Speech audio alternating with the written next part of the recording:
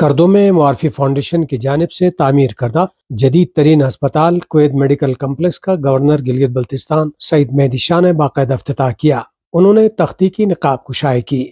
بعد میں منعقدہ تقریب سے خطاب کرتے ہوئے گورنر نے کہا کہ بحیثیت وزیر اعلیٰ میں نے اس جدید ہسپتال کی تعمیر کے لیے زمین لیز پر فراہم کی تھی۔ اس فیصلے کے پیچھے یہ عنصر کار فرما تھا کہ یہاں غریب اور مستحق مریضوں کو مفت علاج معالجے کی سہولتیں فراہم کی جائیں گی۔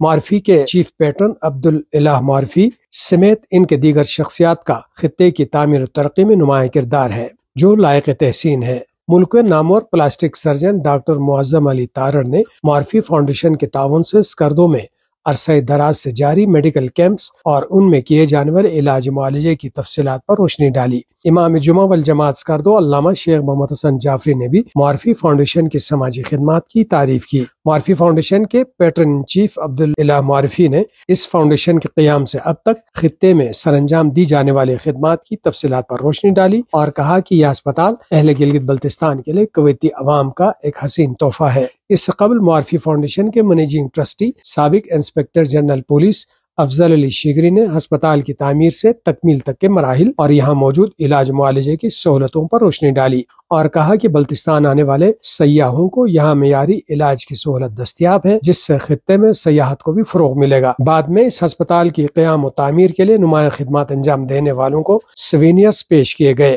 آخر میں پاکستان اور کویت دوستی کا کیک کاٹا گیا۔